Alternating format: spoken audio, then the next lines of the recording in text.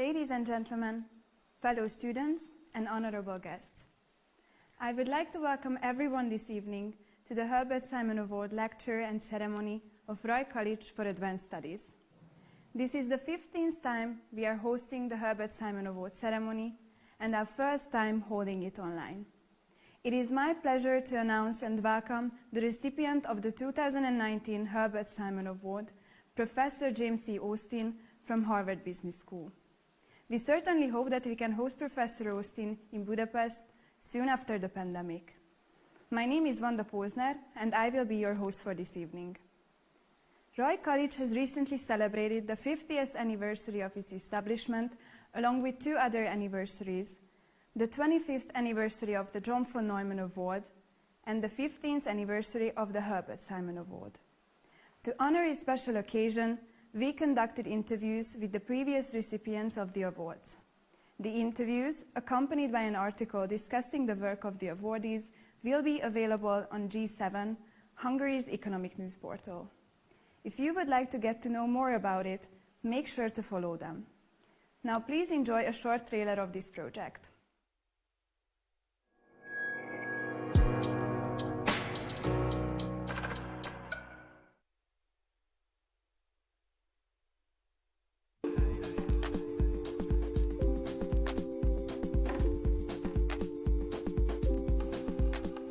My name is Darren Asamoglu. I'm Danny Roderick. I'm an economist. My name is Josh Angris. I'm Aswad Modern. My name is Matthew Jackson. I'm Al Roth, and I'm an economist. I'm Jeffrey Pfeffer. I am Emmanuel Saez. I'm Maury Obstfeld. My name is Olivier Blanchard. Being an academic economist, being a scholar is a privilege. Being an academic is being like a detective, and you get to study questions and try and figure out the answers to them, and it's just a lot of fun. I've said for a long time that I think business schools are more a reflection of society than a shaper of society. And I remember walking into that classroom the first day, and 15 minutes in, I knew that this was what I wanted to do the rest of my life.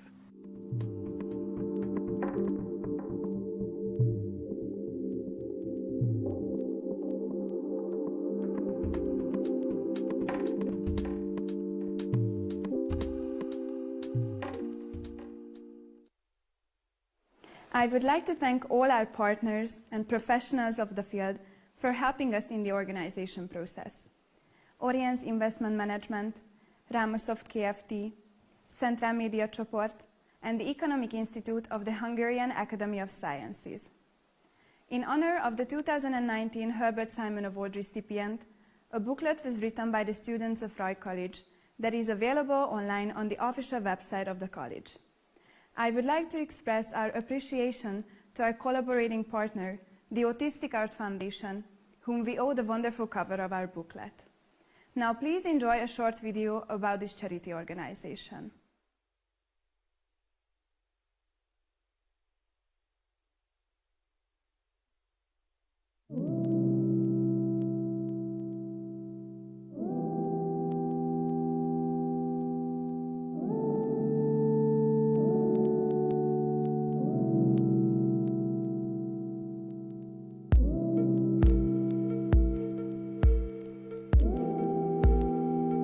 Az autizmus nagyon zárt a világra, de a rajzokon keresztül egy ablak nyílik az ő világukba.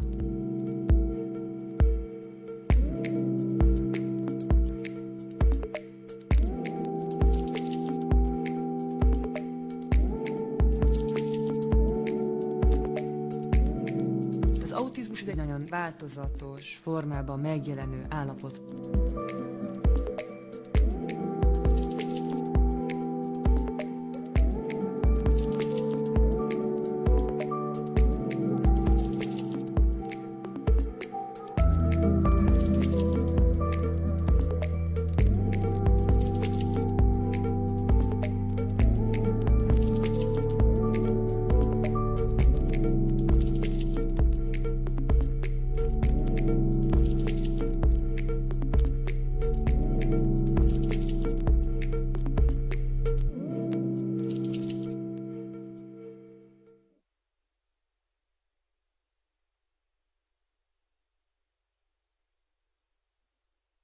I would now like to call upon Ms. Anna Lackovic chair of the student board of Roy College, to deliver her speech about the Herbert Simon Award.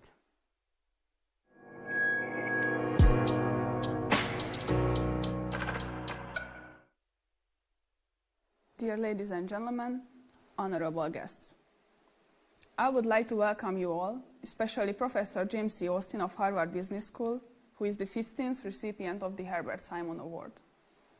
My name is Anna Lackovic. I am the chair of the student board.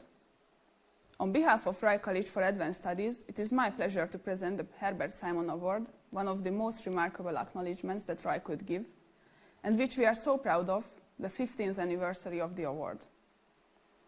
The college is a friendly community, a dedicated study group, and a democratic student organization. Since the foundation of the college in 1970, our primary goal has been to help talented students to develop their knowledge, to set and reach their goals. But the college means much more than that for those who live here. It also prepares them to face the challenges concerning the Hungarian society and the global human community. Apart from talented students, Roy also attracts exceptional teachers.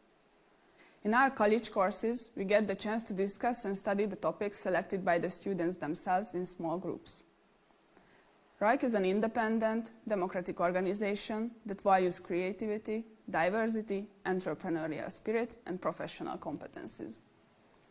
The Herbert Simon Award was founded in 2004 by Roy College for Advanced Studies. The college sets high professional standards for its students and demands to look at the broader perspective and be well prepared regarding scientific work.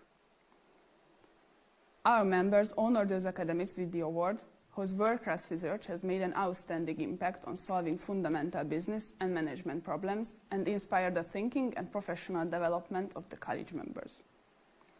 It is the award's mission to enrich the Hungarian academic thinking and discourse and bring new theories and methodologies to Hungary. We aim to draw attention to the Hungarian relevance of these researchers' work. The unique approach of selection makes the award special. While other academic awards are usually chosen by members of the academic community, the Herbert Simon Award is founded and solely given by students. They are the ones who nominate strongly inspiring scholars and who passionately debate at the college assembly before electing the newest recipient. It connects us to the highest international standards available in the discipline. The award is about true academic excellence, formative work, and inspirational ideas.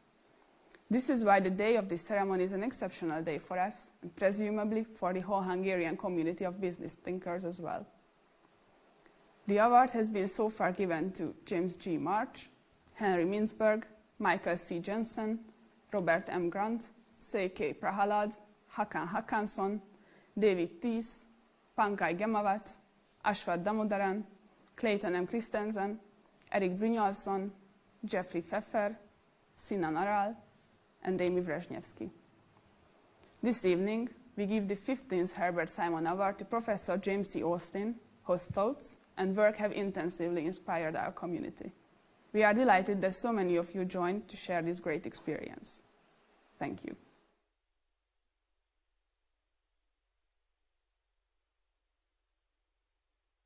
Now, I invite Ms. Lily Conrad, the head of the organizing committee, to introduce Professor Austin's work and explain why the College Assembly decided to grant him the award.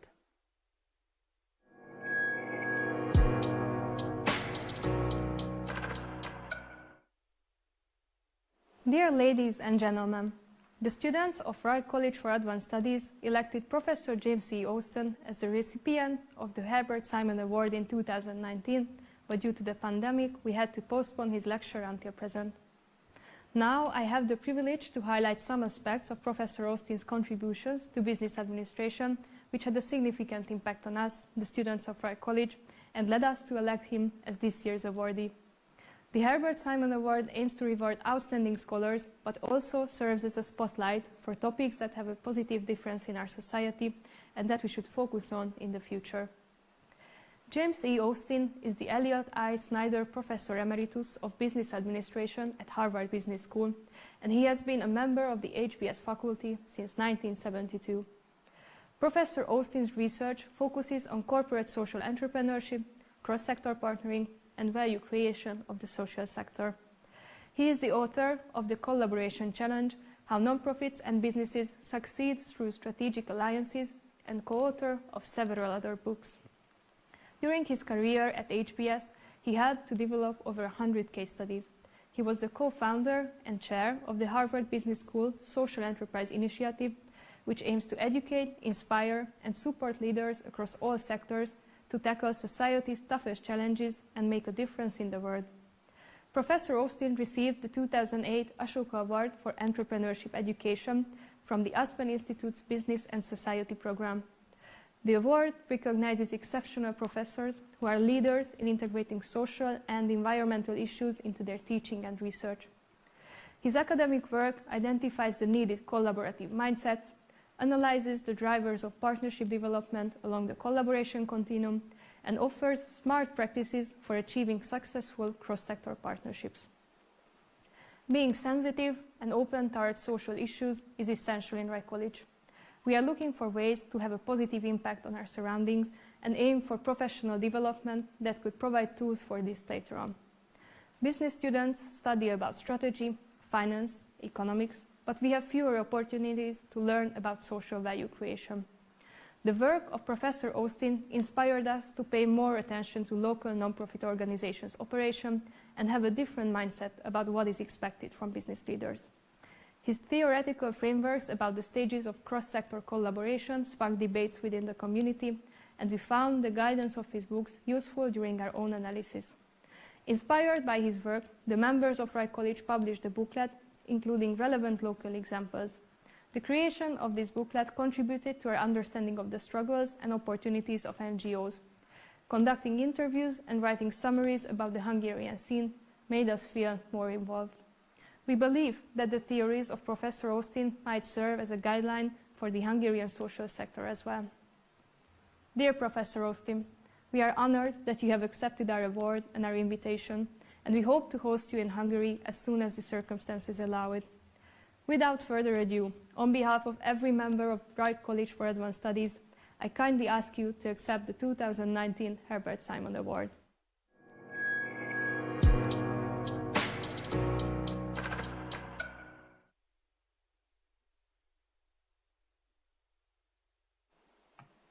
Thank you. I would now like to call upon Professor James C. Austin to deliver his lecture.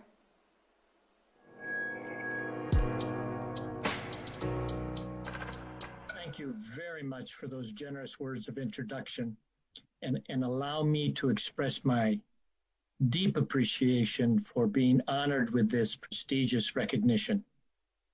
It is a privilege to join the list of distinguished prior recipients of the Herbert Simon Award.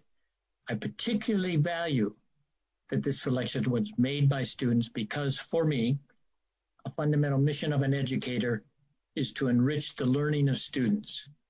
So I extend my gratitude for confirming the value of my work to you.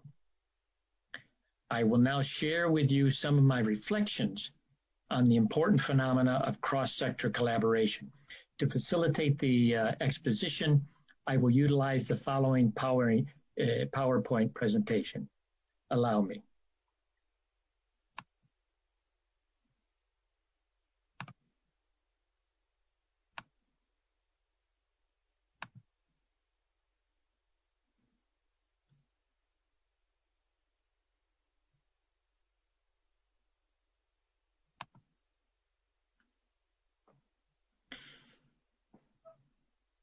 The phenomena of collaborations between nonprofits and businesses is one that is growing and has become a really salient part of strategies among businesses and nonprofit organizations.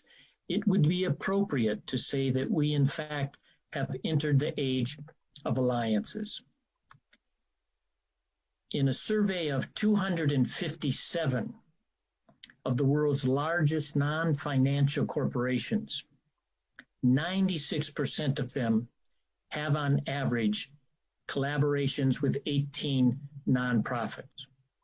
Similarly, for the nonprofits, 87% have between 11 and 50 collaborations.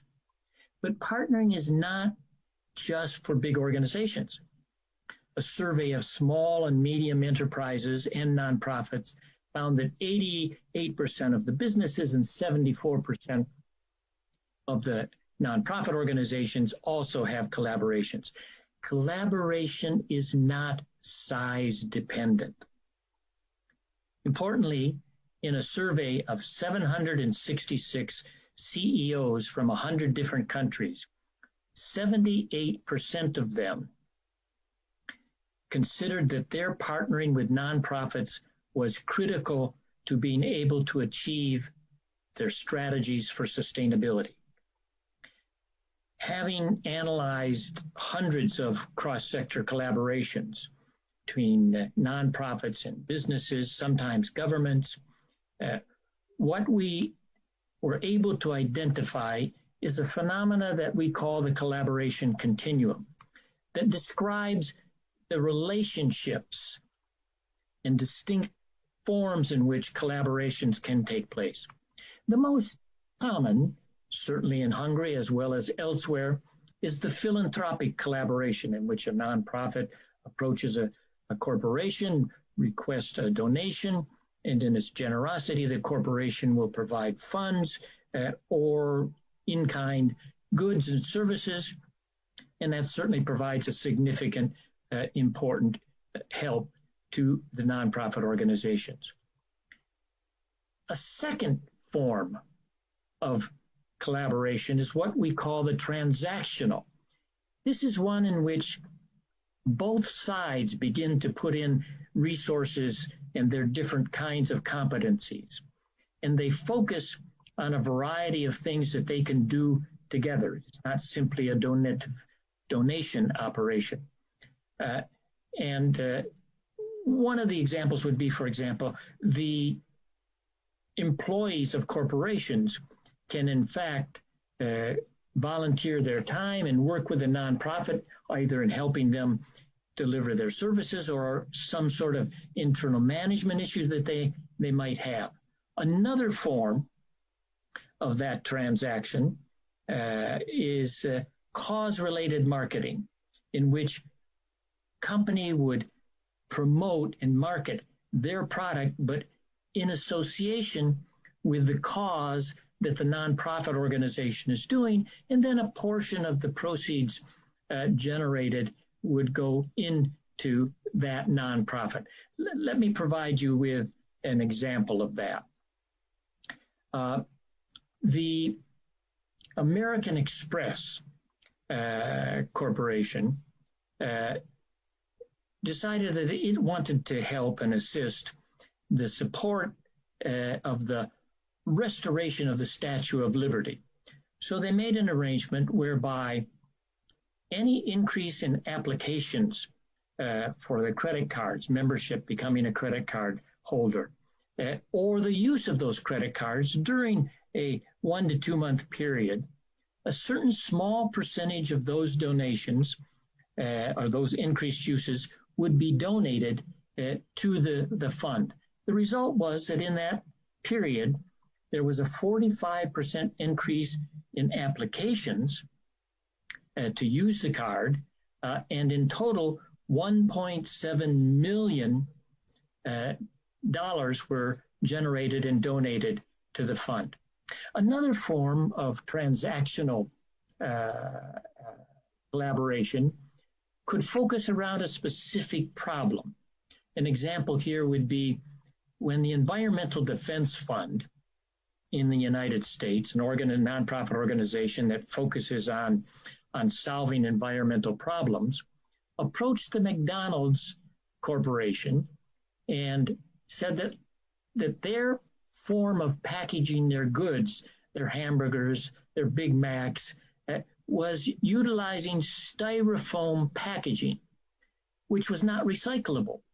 And so the corporation and EDF came together, the scientists and economists worked with the managers, and they were able to design recyclable cardboard packaging to replace the styrofoam that cut the solid waste disposal 30% without increasing the costs of the packaging. That successful collaboration continued into looking at other different projects they could do together over 20 years. And in fact, that collaboration led into what we might call the new third form of integrative collaborations. In integrative collaboration, the two parties begin to discover new ways that they can cooperate together. They're mobilizing lots of additional resources of different kinds. Their people are interacting more, so that it almost becomes like a joint venture rather than simply a transaction. Let me provide you a couple of a single example of an integrative operation. This was between the Nature Conservancy, a nonprofit in the United States, whose mission basically and strategy was to take land that was important to be preserved and hold it aside, do nothing to it, preserve it. On the other hand, you had the company Georgia Pacific. Georgia Pacific was a company that grew and cut down trees. In other words, exactly the opposite of what the Nature Conservancy did. So in one sense, these really were almost antagonistic. They were adversaries. The question was, could they become allies? Well, two things happened that were very important. On both company and the nonprofit, new CEOs came in charge. The CEO of Georgia Pacific said, you know, we're having lots of conflict with environmental organizations. It's taking up lots of time. It's bad for our reputation, uses our energy. Is there some way that we can work together with them?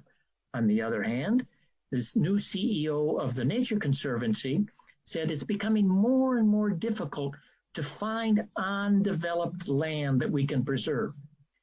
Can we look at land that might have some economic use, but done in a way that can still preserve the species that we want to preserve? So the two new CEOs came together and began to have discussions. The forest managers from Georgia Pacific and the environmental scientists from the Nature Conservancy, and they came together and they began focusing on a particular piece of land in North Carolina that had very old growth trees, and there were species that were important to be preserved.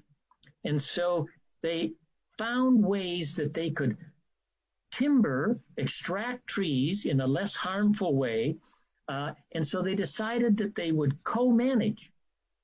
They jointly came together, really almost as a joint venture, and they managed together that territory. And it became very successful, so they went on and did the same thing in several other sites.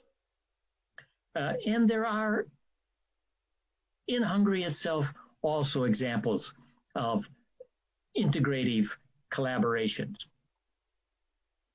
Let's go back and look at the stages and how they change as you move across philanthropic to transactional to integrative. In terms of the level of engagement, philanthropic might have a really low level of engagement, but that becomes quite high by the time you move to transactional and integrative. Importance to the mission might be just modest in a philanthropic, but it becomes strategic as you move to the other two higher levels of transaction. You begin to mobilize more and more resources, not just funds, but other types of valuable resources, so that the amount and the magnitude is significant. The scope of activities, they begin to discover more and more areas that they can collaborate on, so it becomes much broader. The interaction goes from maybe once a year you would have a meeting, get a donation, maybe have a dinner, to becoming much more intensive, even on a daily basis when you're at the integrative stage. At the same time, as you become more robust in the kind of collaboration you have, its managerial complexity, the resources involved increase. But on the other hand, the strategic value to you also increases significantly. So there are different changes in the characteristics among these three different kinds of transactions. Now, what is important to make an effective collaboration at a very fundamental level is ensuring that the partners fit together. And here we're talking about alignment of mission and strategy and values.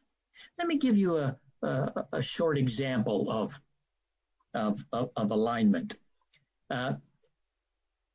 The American Humane Association was a nonprofit in the United States, and its mission basically was to rescue abandoned dogs and cats, pets that were no longer being taken care of, and then take care of them. On the other hand, you had the company Ralston Purina, a company that manufactured animal food, particularly for pets. So clearly, they both valued having healthy and well taken care of pets, and they shared that mission to make that happen. So they came together with a strategy of collaboration in which they would both promote the adoption of animals that were being held and cared for by the Humane Society, because if they're not adopted, unfortunately, they would be euthanized. So they came together. Certainly, they're as valuable to the company as well as to the nonprofit of having more and healthy pets. Now, let us look at a couple of the dimensions when we talk about alignment. You can think of alignment in terms of breadth or in terms of its depth. In terms of the depth, you can have a fit, an alignment that is either profound, very deep fit, tight, or just superficial, maybe just a little connection. And in terms of depth, maybe you have a connection with the mission, but not much else.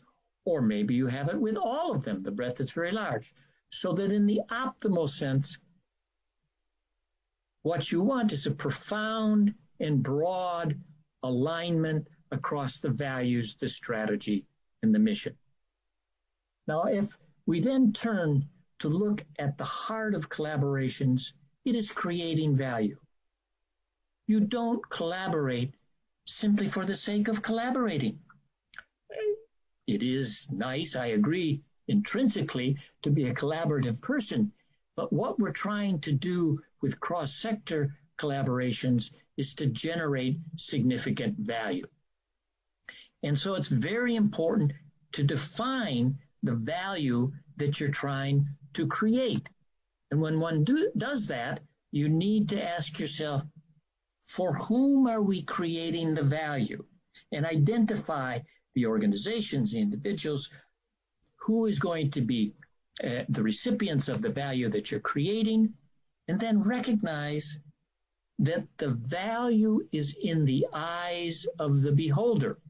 That is to say, that the perception of what is valuable to a company could be different than what is valuable to a nonprofit, or the different organizations or individuals that are affected by that.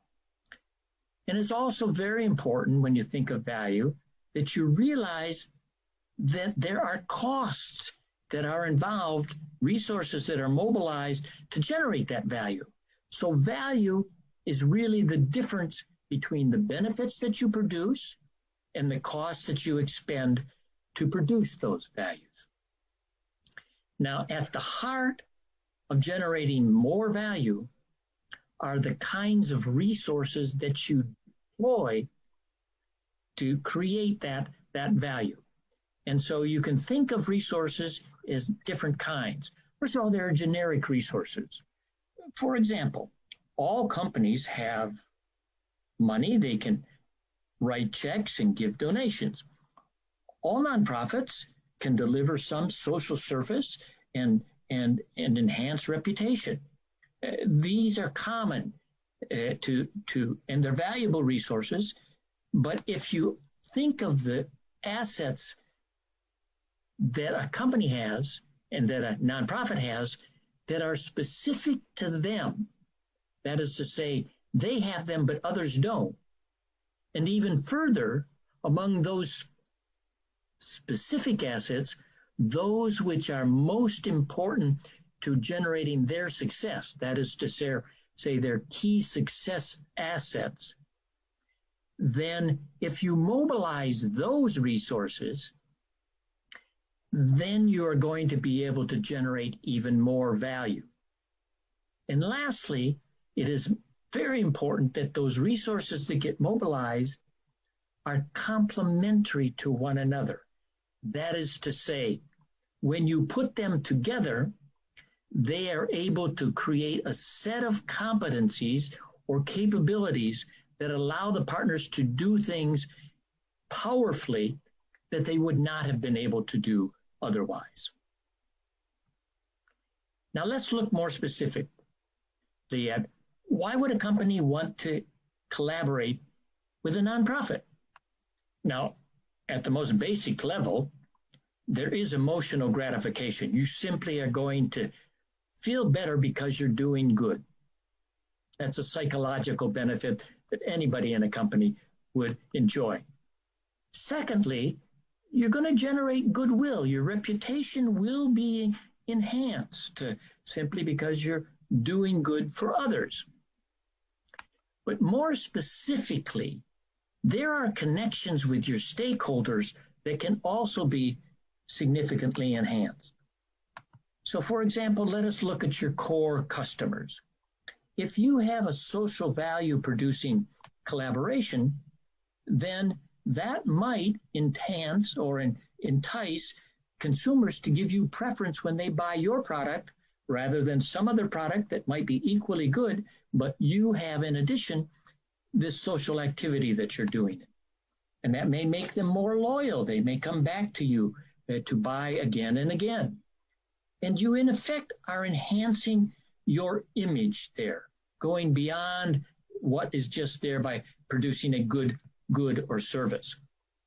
In effect, what you're doing is creating a new value proposition to the consumer that in addition to the nice, fine qualities of your product and service, you are also giving them an emotional connection to your product and your company because you're involved in producing this social value.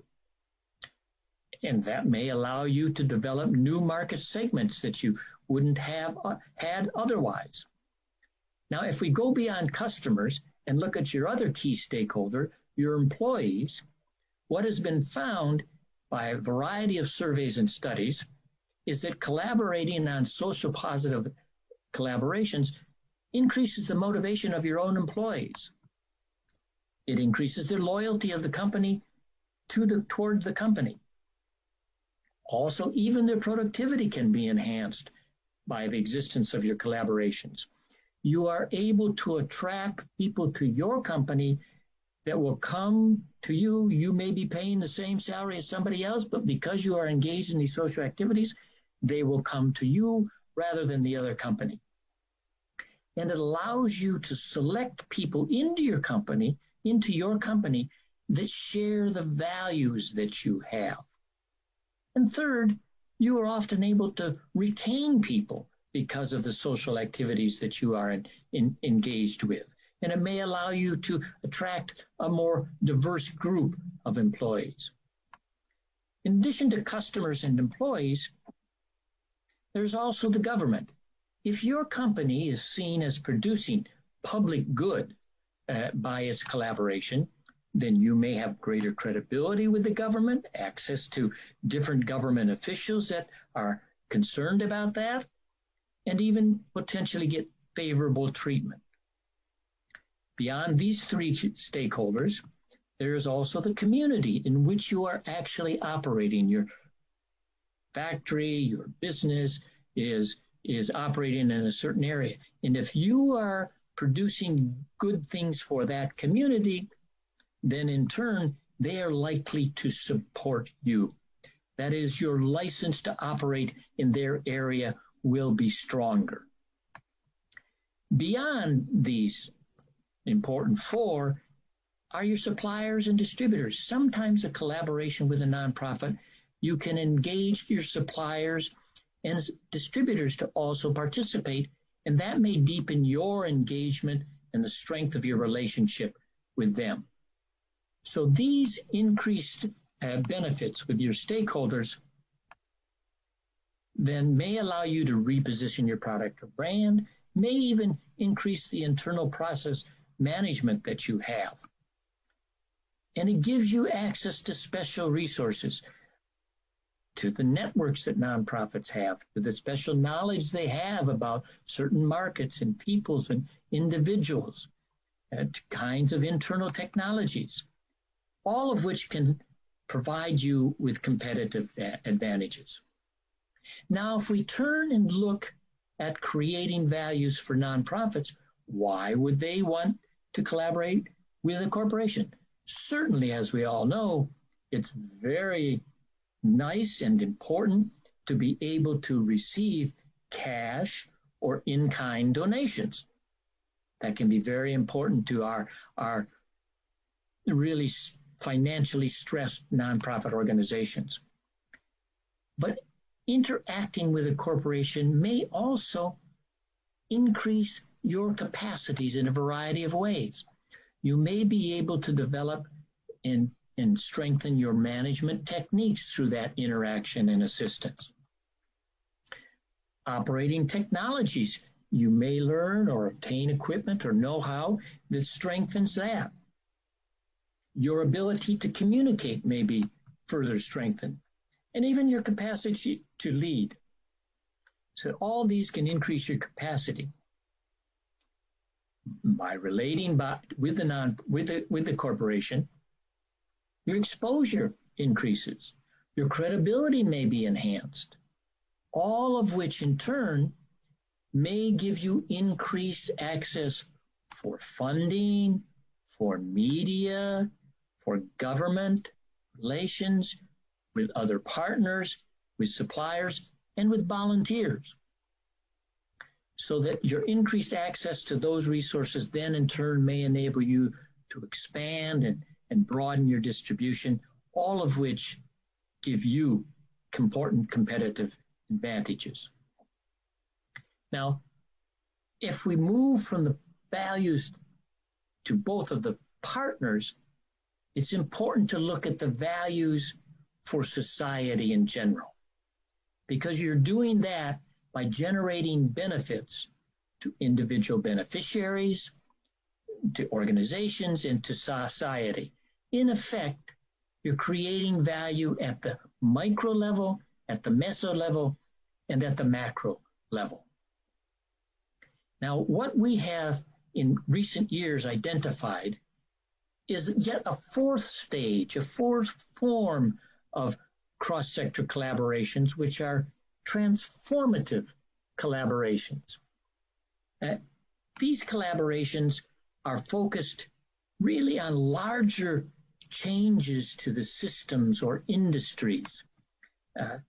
They involve more than just two partners. They often involve a multitude of different nonprofit and corporations. And the focus here is on societal betterment. The partners will generate a set of benefits for them, but the focus and emphasis on trying to generate greater value for society. And it often requires innovation in terms of how you organize the collaboration.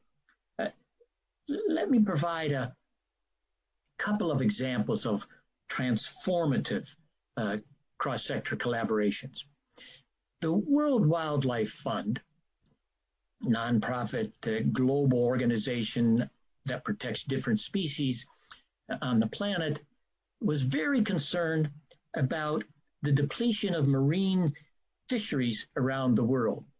So it approached the Unilever Corporation, and Unilever is one of the largest buyers of fish products and then processors and retailers of fish-based goods. So clearly there was a fit.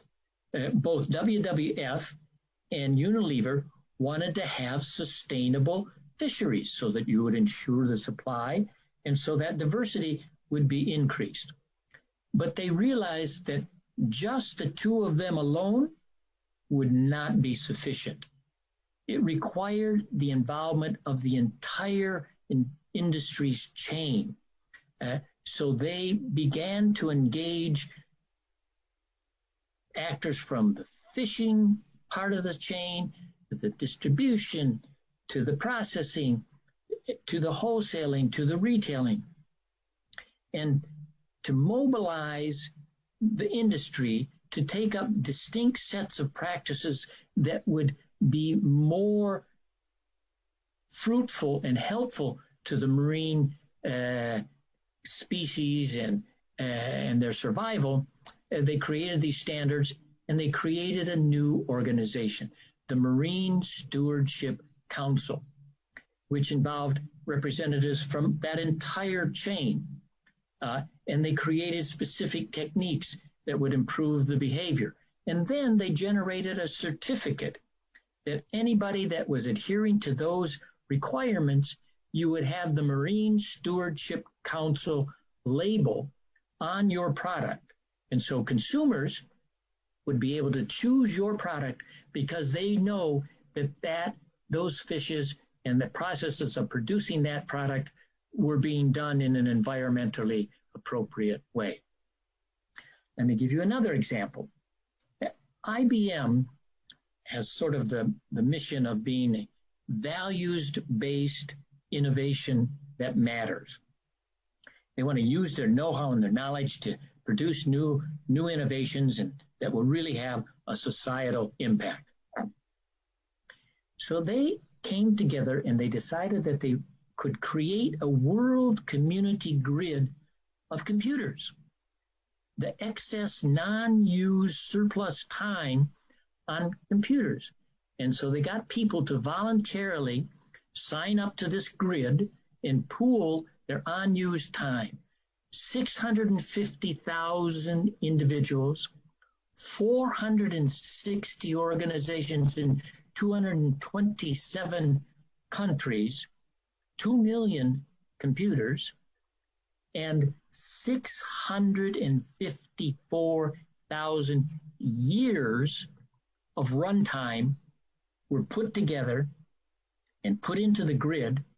And then IBM and University of California created and hosted that grid. And those computer time were then gifted to scientists to accelerate their research on cancer, on malaria, on dengue, on a variety of diseases, on clean energy, and much more.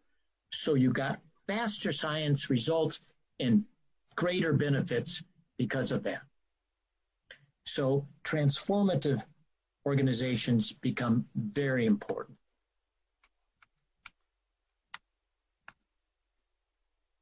There's a phenomena that's important to recognize about the nature of collaboration value. And that is, it's what you might call a depreciable asset. Excuse me. That is to say, it can be used up. A benefit can be transferred. A donation is made. A social service is given. That asset then is gone. That benefit is created, but it's no longer there. Or the needs that a collaboration is addressing might change. And so what you were collaborating for at one point might not be relevant again. Or you might simply be collaborating and you're going along and you become complacent. You don't worry about whether you're generating as much value as you should be. So all of that means that innovation is imperative. Let me give you a small example of renewing the value creation.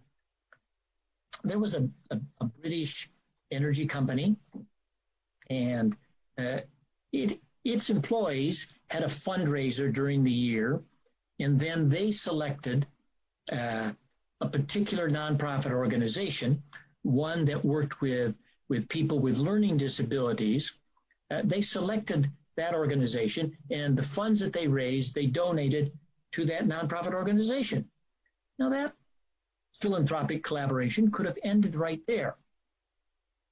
But the nonprofit then turned around and approached the company and said to the company, how about if we provide training to all of your employees so that they have a greater ability to interact with their customers who may have learning disabilities. And so they engaged in a transactional collaboration in which they strengthened the employees' capabilities. And when that training was done, again, the collaboration could have ended there, but thinking innovatively, the nonprofit said to them, how about if we train trainers in your organization so that you can continue this training, because that's our mission. And they then did that. They trained trainers, and that project then went on, and the nonprofit exited at that point. The mission had been accomplished. Now, what is interesting about this process of generating value is you start with sort of saying, well, to receive more benefits, to receive more value, we're going to have to give more. And so each partner begins thinking in terms of the other's needs. And then each receives value and returns it enriched. And when each might go beyond what the other had expected in terms of the value, then you've created the ability to ask even more because you've given more. So this virtuous circle of value generation. But it's critical, if you're going to do that, to explicitly manage your relationship. So this means finding out the responsibilities, organizing well to manage those on both sides within your organization and across the organizations, communicating effectively between the two partners, because that's essential to building trust. And trust is the intangible glue that holds collaborations together. And it's important to hold both partners accountable so that they do what they promise that they're going to do. So you have to manage the relationship importantly. But there is a reality that we need to recognize, and that is, it is not easy to put collaborations together, particularly the more robust kinds of collaborations. There are barriers that get in the way. Call them the 7 C's. First, the culture. The organizational cultures of businesses and nonprofit organizations are generally quite different. The way they make decisions, how they are governed, the systems that they used, the norms that they practice, even the languages that they use. It's almost like going into a foreign country. Not always an easy thing to do. They may even actually have conflicting goals that can get in the way of collaborating. Or there may be sometimes confusion about, well, why would we collaborate? What's involved in this? And there is another reality. Partnering means ceding control to your collaborator. And not all organizations are comfortable in giving. They may not have the capabilities that they need to engage in a new effective kind of collaboration that will require different activities. And it may be competition. Nonprofits may be competing to get donations from a particular for-profit or vice versa. That can be a problem. And lastly, there's no such thing as a free collaboration. You have to put out funds and resources and time and energy, and not everybody is willing to do that. Now, I suppose you could say to yourself, well, Austin, if you just would have put these list of barriers at the beginning of your talk and told me how different it was, then I could have just stopped looking here and go watch Netflix. But in fact, these barriers, all of them are superable. They can be overcome. So let me offer you some collaboration guidelines in the form of 7 new C's. I confess, I like the letter C. It's cute. So let's look at these additional guidelines. Factors that when we looked at the most successful collaborations were really quite salient. First of all, the partners were very clear about why they were partnering. There was no doubt on both sides why internally and why together it made a lot of sense to them. Second, there was a double connection. First of all, with the purpose. Interestingly, many of the managers from the business side had an emotional connection with the purpose of the social venture with the nonprofit. So there was an emotional connection.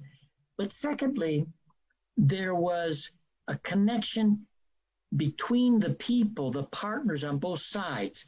There was very good interpersonal chemistry and respect for one another. Third, you had this alignment that we talked about before. Very critical. There's not total congruency, but there's sufficient, either in terms of breadth or depth, of this mission, strategy, and values, that there was a strong connection there. And of course, the creation of value. And at the center of value creation, the most effective partnering managers, the first question they asked was not, what's in it for me? What's in it for me? No, it was, what can I do for my partner? How can I create value for my partner? And when that happens, then you trigger this virtuous circle of value creation. A fifth point is communication along 3 dimensions. First of all, very good communication between the partners. Do it often, do it more rather than less. But also communication internally. Very important to communicate within each partner's organization as to why this is an important collaboration for us and why we have to work hard to make it successful.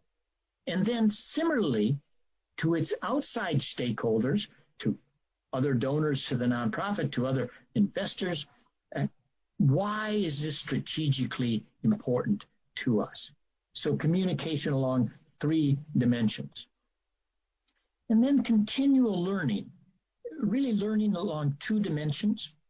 The first was learning how to create more value, constantly focused on that central area.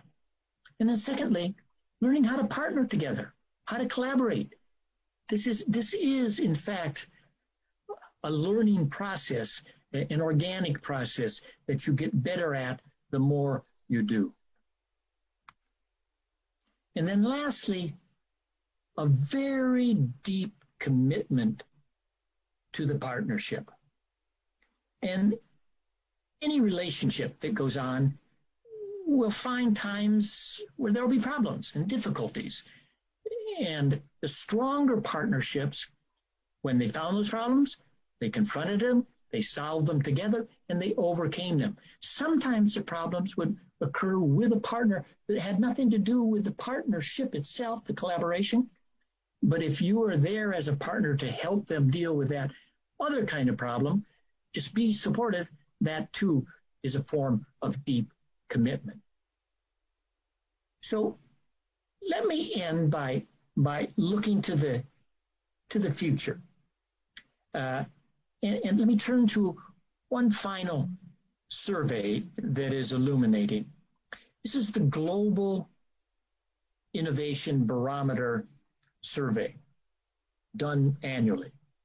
And it's done with 3,000 top executives, all of whom are involved with innovation.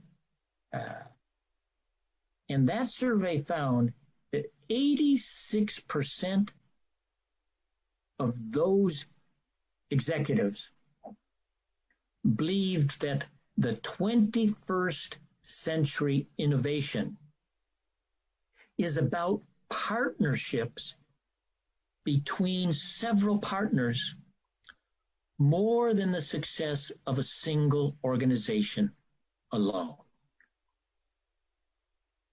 My friends, this indeed,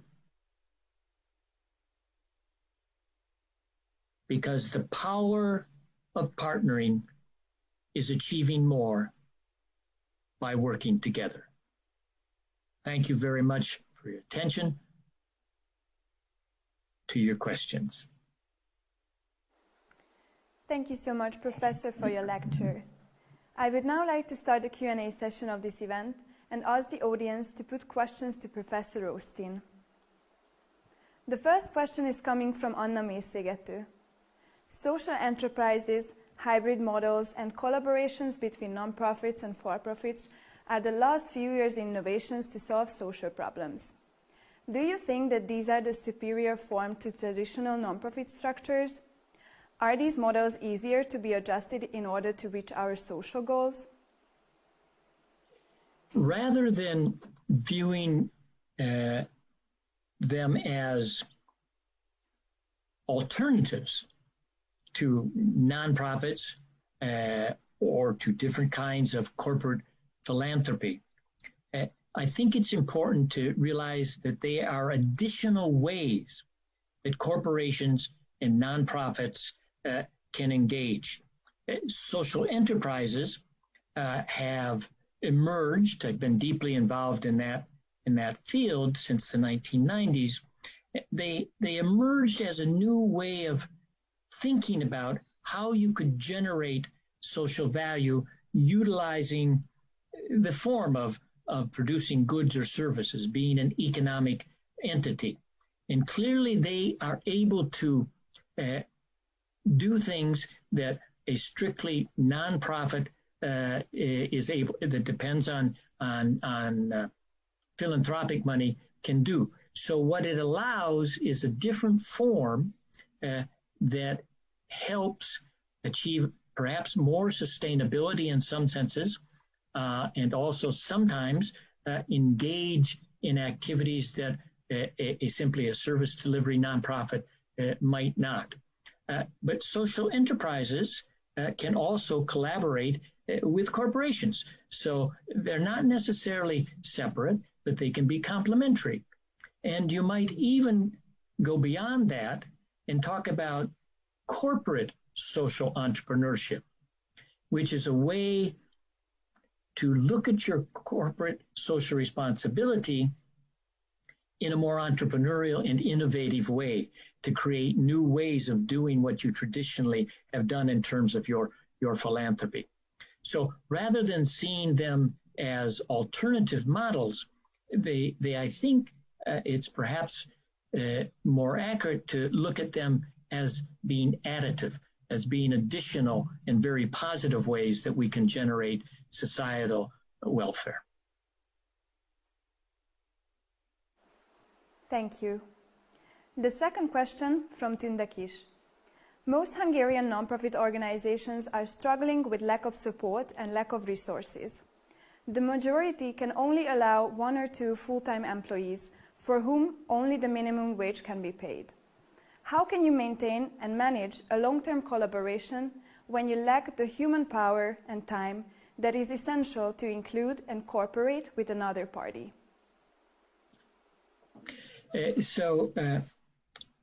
The reality that you pose, in fact, exists around the world. There are many nonprofits that are very small. They are undertaken to try to do a very important task, but they're very scarce of resources. So the question is collaborating feasible, and is it worth doing when I have such overworked and minimal human resources to deal with? Interesting question there is, can collaboration be an avenue to address that specific problem?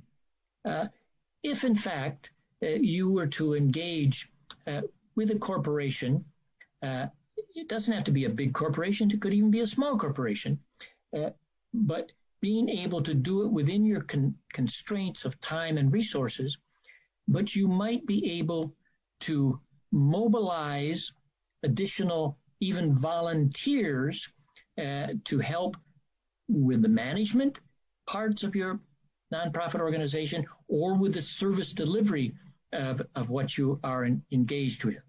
So there is always a question of what resources do I want to invest to try to generate the benefits.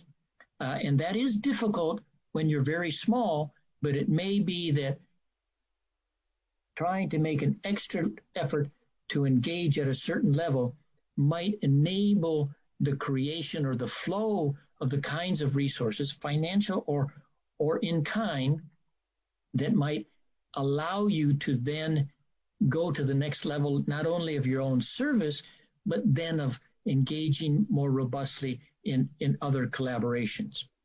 So there are benefits to be gained. One may have to start at a very small scale with a very small business and just getting a little bit of collaboration that you're able to do within the constraints. But the desirability is there. It is not easy. I recognize that. Desirable it is. Thank you. The next question is coming from Balint Antal. He would like to ask a question regarding the societal context of collaborations between NGOs and corporates. What is the role of the state? How could we integrate the different political landscapes into the model of a collaboration continuum? What if the state does not facilitate nonprofits to work accordingly their goals and destabilize civil society?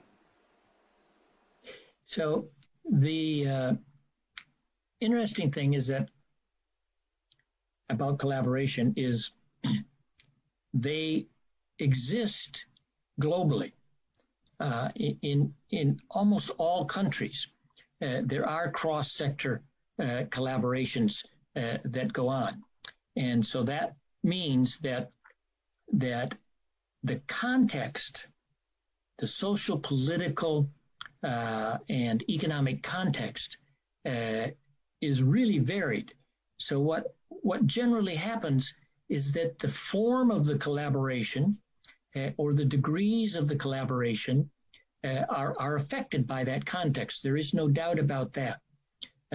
If you have a public sector, if the government is supportive of civil society, is supportive of mobilizing your private sector and your civil society to help in the task of generating social welfare, and it has policies that facilitate that, then you are going to be in a more option-rich environment than you would be if you have a context in which simply control is either very tight by the government or they are antagonistic to having any type of civil activity. So there is no doubt about that.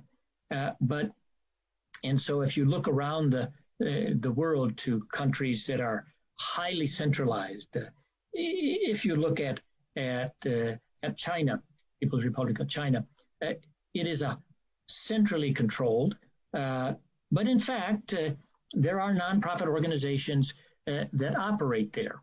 And those that I interviewed when I was in China said that they have to be very careful on how they operate and what they do and try to be consistent with the political realities and demands, but yet they found ways to provide the social services that they want and sometimes even mobilize governmental funds for doing that. So even in extreme areas, you find abilities to undertake actions by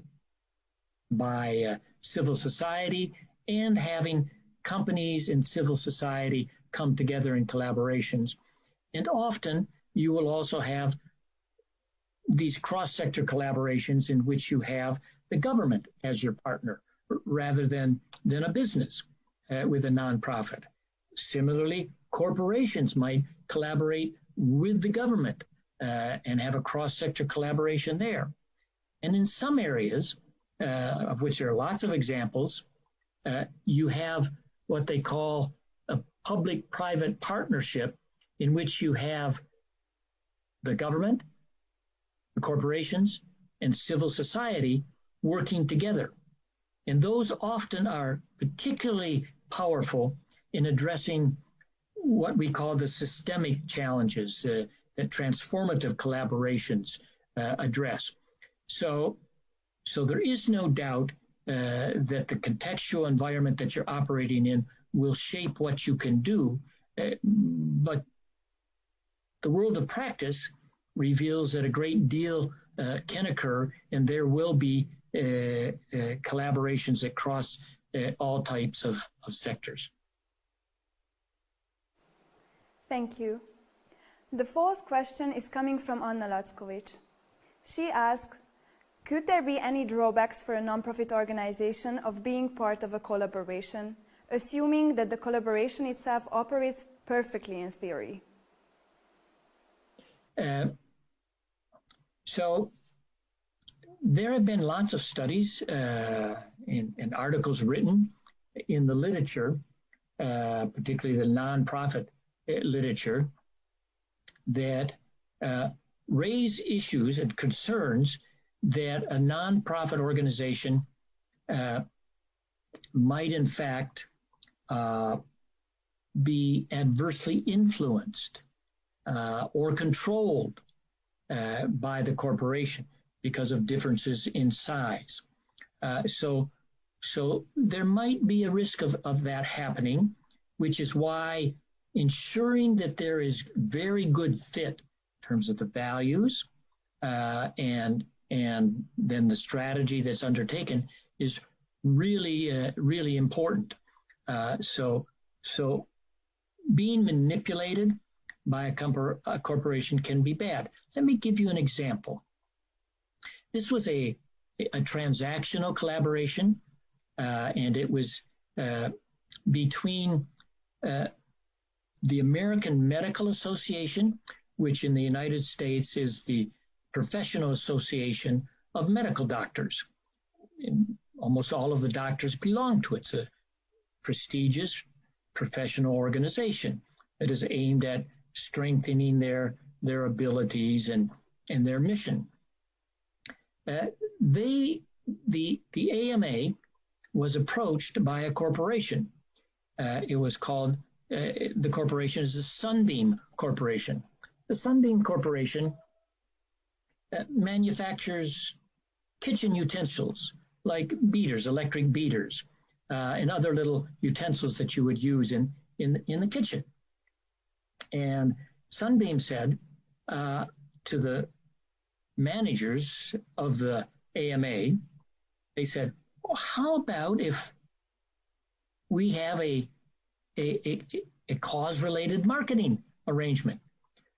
In our advertising for our Sunbeam products, we'll also pay that we support the American Medical Association, and we'll give you a certain amount of money, for doing this.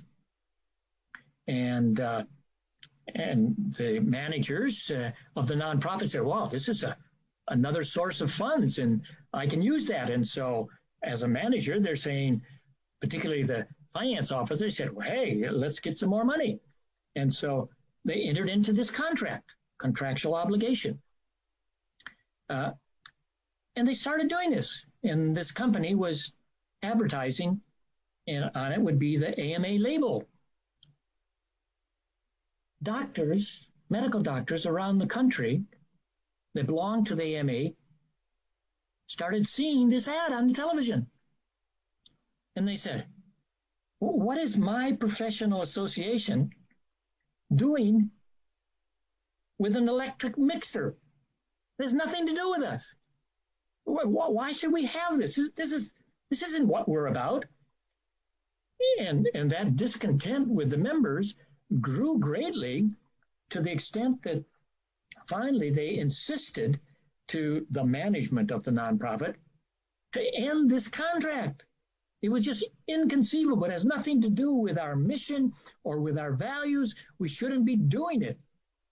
And so AMA had to break its contract with Sunbeam, and as a result of that, they had to pay a fine for compensation to the manufacturer, Sunbeam, for doing that. So you can have misfits, and when the fit isn't right, it can have very adverse consequences.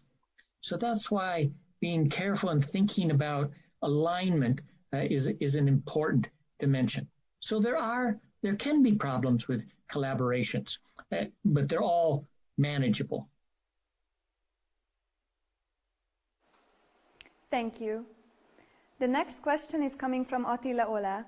He asks, what do you think of the rising of strong and large customer groups forming themselves together to represent their interests towards service and financial providers, but also cooperate in some way with them? How they fit in your model?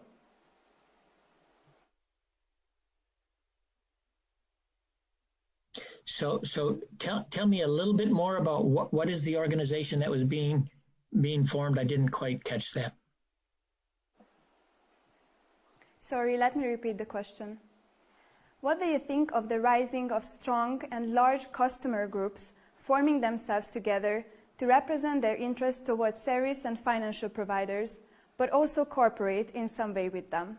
How they fit in your model? So these would be these consumer rights groups are generally incorporated as nonprofit organizations, and they are there as advocacy and as defenders of their members. So rather than, and so they are nonprofit organizations generally. So rather than look at them as collaborations, they potentially are controllers. They are watchdogs. They supervise so that corporations do not exploit the consumers. So that's an important nonprofit function. Organizations like this have existed for a long time, and they play a very important policing role, a civil society policing role to ensure that corporations are doing what they should do. Now, there are examples where protests have arisen by social groups like this, and that led to interaction with the companies in which they moved from being antagonistic to actually finding ways that they could work together to improve services to their clientele, the members of that nonprofit. So there are times when you may start out as adversaries, but you can find common ground that will help achieve your goals through collaboration. So in some ways, the Georgia Pacific and the Nature Conservancy were adversaries that became allies, but there are other examples in which criticisms focused on corporations, in fact, have led to dialogue that then in turn led to cooperation and to improved actions on both sides. Thank you. The next question from Lily Conrad goes like this. The coronavirus pandemic affected several businesses and made it impossible to operate. What steps could nonprofits or businesses take to keep up alliances or create new ones to tackle the challenges of the pandemic? Could the government help in this regard? The issue of collaboration during a time of pandemic this time of this pandemic is a really interesting phenomena that I've been observing since early on, and what I've observed is, in fact, collaboration during this time of different kinds of collaborations during this time of crisis have proliferated. And they, in fact, have made lots of important contribution towards dealing with the multiple dimensions of the pandemic. Clearly, businesses that are hurt are one of the problem groups that in fact exist around the world, with shutdowns, meaning that small businesses were really in a difficult condition. But in fact, what has arisen beyond government control and government aid, which we've seen in multiple countries, to help small businesses survive, can be really important.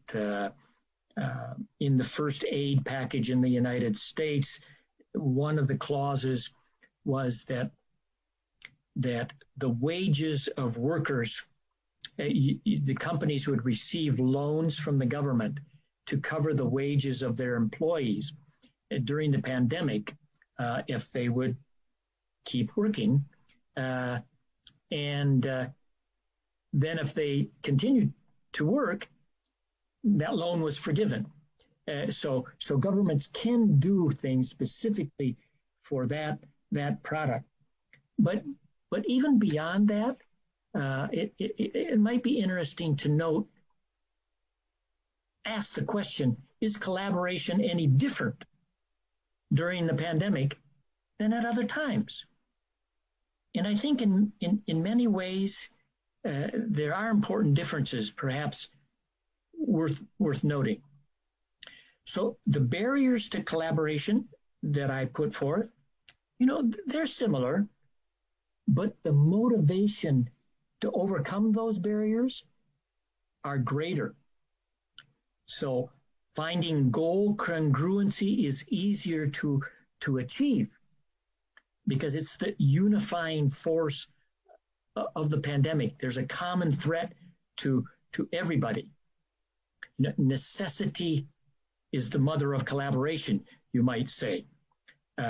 So contributing to overcoming the crisis is really a strong and widespread motivator. And in fact, addressing societal needs during this time of crisis often trumps profit maximization.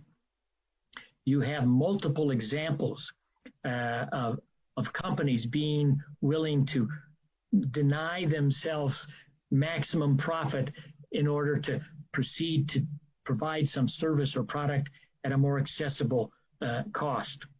The time frame changes. During a pandemic crisis, what would take a long time to get a collaboration happens much more quickly because it is the urgency. The partner identification, that takes time in a normal thing. Who would I partner with? In a pandemic, what you saw is that wherever there was a bottleneck in the problem of meeting the crisis of the pandemic, well, we knew, look there and find a partner. And so it's quicker to identify partners.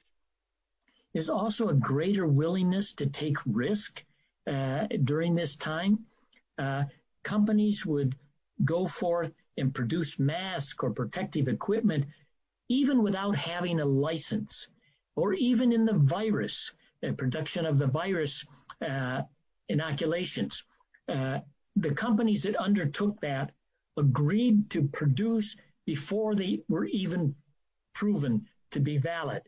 So risk-taking is is much, much greater. And interestingly, open sharing has been a very interesting mechanism that has enabled collaboration. So people operating on the internet,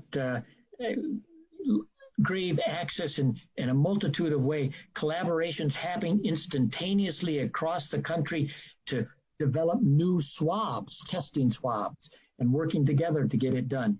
A little fashion designer saying, well, I see these pictures on the TV of health workers and they're having to use garbage bags because they don't have the right medical equipment.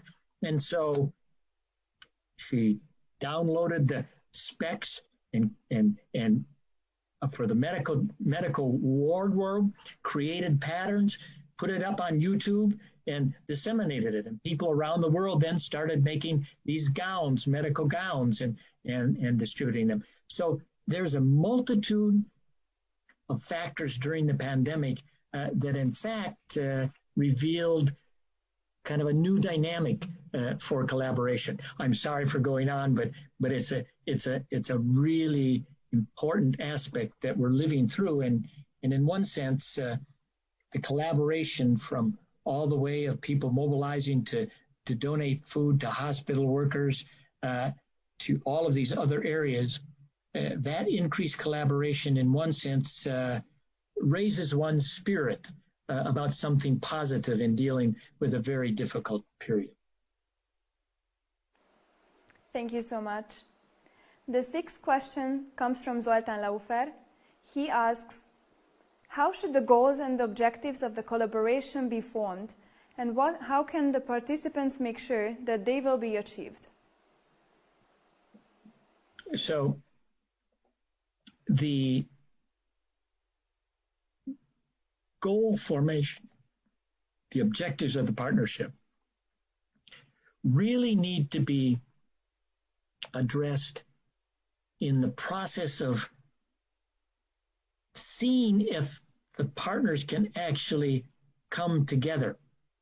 So rather than coming together and then creating an objective of the goals, you should have dialogue in the early stages of, is there activities in which we can engage in together to collaborate? Would what I do as a nonprofit, this social service that I give, for example, would that fit well with your company and what you want to achieve? You know, what are your values? Here are my values. What is the mission that you have? Does that fit together? And so you're getting to know each other, and then you're trying to understand the strategies of each one, and you're discovering fit. And when you find where your resources fit together, or if they even fit together well, then you can say, all right, we fit together. It makes sense for us. We have complementary resources. Then what can we achieve together? And that's when you start identifying the objectives of what you can do together. Oftentimes, it's important to recognize that your goals will change over time. And so initially in a collaboration, it's better to err on the side of perhaps being more modest, saying, well, this is what we can achieve. This seems to be feasible. We can try it out and see. And if we achieve that, then we can create more robust objectives. So while the general purpose of your collaboration together could be specified initially, the targets that you create should be seen as dynamic, that you build them as you go along, learning how to work together better and seeing what can be done and how much can be done. So then that process of working together, you can do a certain amount, and you should, planning as to how we're going to work together and lay out responsibilities, and then you have a plan. And that's when you do your collaboration. Now, this can go from the very simple of a donation once a year, and then you tell me what you did at the end of the year. But when you get into more multifaceted kinds of collaboration, then you need to lay out the different activities. And again, it's sort of an incremental process. You start out and you will learn, the partners learn how to do it better, what we can do, where are our bottlenecks. But you do want to explicitly plan and have it clear what the obligations, the responsibilities are on both sides, and you lay that out early on, and then you, in a dynamic way, you adjust those as you continue with the collaboration.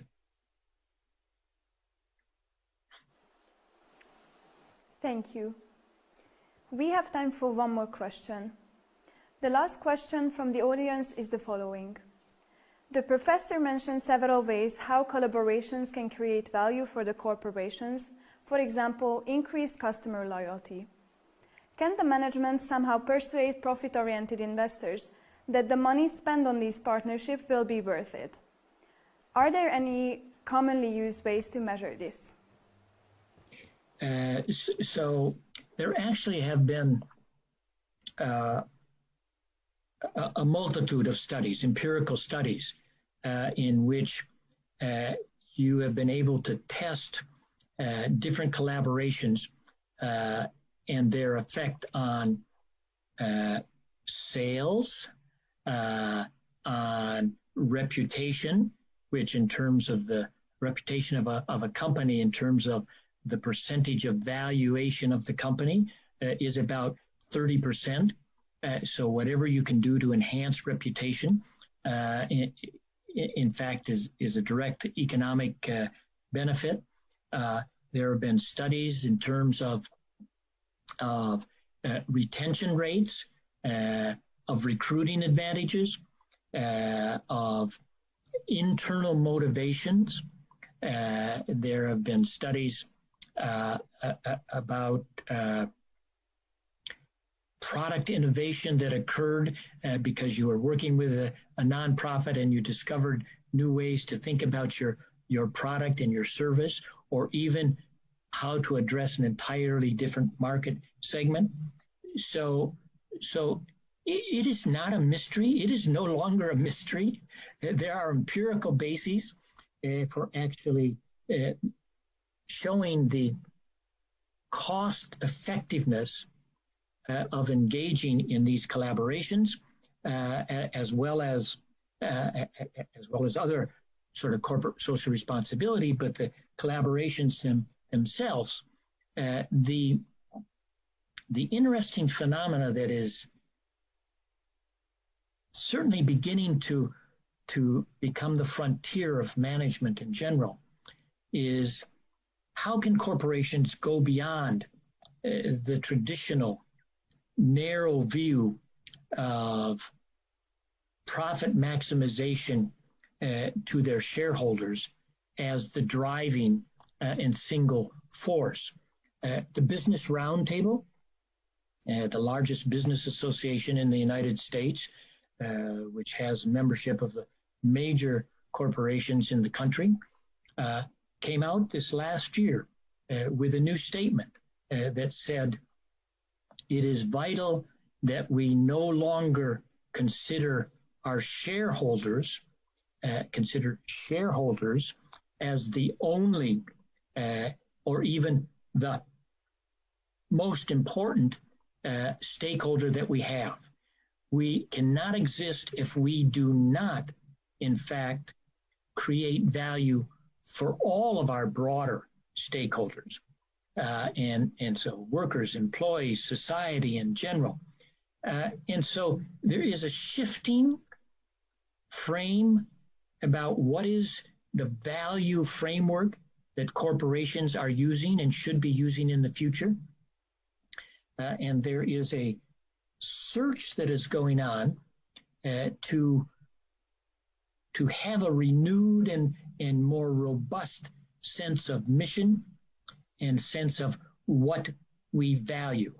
So I believe that not only are we beyond the sort of practical side of does this make any business sense, you are also through these collaborations showing how corporations' relevancy and viability, their right to do business, if you will, their license to operate, in fact, will be enhanced by these types of cross-sector collaborations.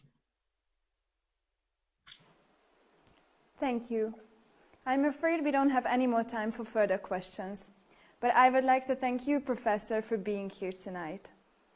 Now that our evening is coming to an end, I would like to remind everyone that video recordings have been made of this lecture, so be sure to follow the Herbert Simon Award Facebook page if you would like to stay updated. Thank you all for attending the Herbert Simon Award ceremony and lecture. Have a nice evening.